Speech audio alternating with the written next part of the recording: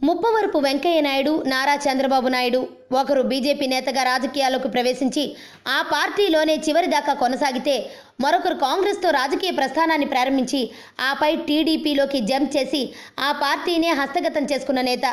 పార్టీలు వేరైనా పేర్ల చివర ఇద్దరికీ నాయుడు ఉండటం మూలానో లేక ఇద్దరు ఒకేసారి అసెంబ్లీలో అడుగు పెట్టడం కారణమో తెలియదు, కానీ వారిద్దరూ మంచి స్నేహితులు. వేర్వేరు పార్టీల్లో ఉన్నా ఎక్కడ కనిపించినా వారి మధ్య ఆత్మీయ పలకరింపులు ఉంటాయి.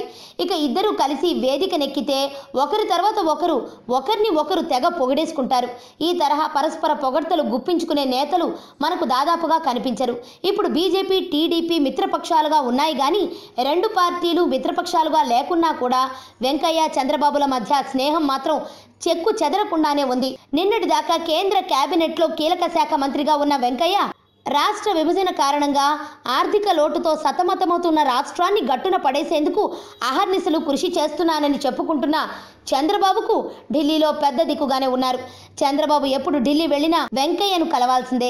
వెంకయ్యే స్వయంగా చంద్రబాబును వెంట పెట్టుకుని పలువురు కేంద్ర పెద్దల వద్దకు వెళుతుంటారు.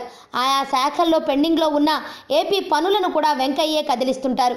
ఈ క్రమంలోనే వెంకయ్య కేంద్ర మంత్రిగా ఉంటేనే తమకు మంచిదని, రాష్ట్రపతి, ఉపరాష్ట్రపతి పదవులకు వెంకయ్య వెళ్ళిపోతే తమను పట్టించుకునే వారెవరంటూ టీడీపీ నేతలతో పాటు చంద్రబాబు కూడా తెగ ఇదైపోయారు. అయితే వీటన్నింటినీ పక్కన పెట్టేసిన వెంకయ్య పార్టీ అధిష్టానం ఆదేశాల మేరకు ఉపరాష్ట్రపతి అభ్యర్థిగా బరిలోకి దిగిపోయారు. నేటి ఉదయం ఆయన ప్రధాని నరేంద్ర మోదీ, బీజేపీ జాతీయ అధ్యక్షుడు అమిత్ షా, పార్టీ ప్రముఖులు వెంట రాగా తన నామినేషన్ను దాఖలు చేశారు.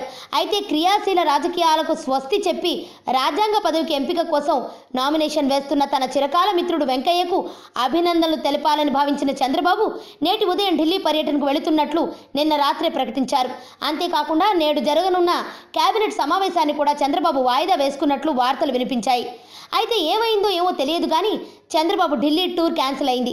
తన మిత్రుడి నామినేషన్ను స్వయంగా పర్యవేక్షించాలని భావించిన చంద్రబాబు ఎందుకో గాని తన ప్రయత్నాన్ని విరమించుకున్నారు. దీనికి సంబంధించి విభిన్న వాదనలు వినిపిస్తున్నాయి. అసలు వెంకయ్య నామినేషన్కు రావాలని చంద్రబాబుకు ఆహ్వానమే అందలేదన్నది అందులో ఒకటి. మొన్న రాష్ట్రపతి అభ్యర్థిగా రామ్నాథ్ కోవింద్ నామినేషన్ సందర్భంగా చంద్రబాబు అండ్ కో నానా హడావిడి చేశారు. అయితే ఎన్డీఏ మిత్రపక్షంగా ఉన్న టీడీపీ అధినేతగా చంద్రబాబుకు వెంకయ్య నామినేషన్ ఆహ్వానం ఎందుకు అందలేదన్న కారణం తెలియరాలేదు. ఇంకోవైపు నిన్నటి దాకా యాక్టివ్ పాలిటిక్స్లో ఉన్న వెంకయ్యతో చంద్రబాబు ఎన్నిసార్లు భేటీ అయినా ఎవరూ పట్టించుకోలేదు. అయితే ఇకపై వెంకయ్య రాజ్యాంగ పదవిలో కూర్చోనున్నారు.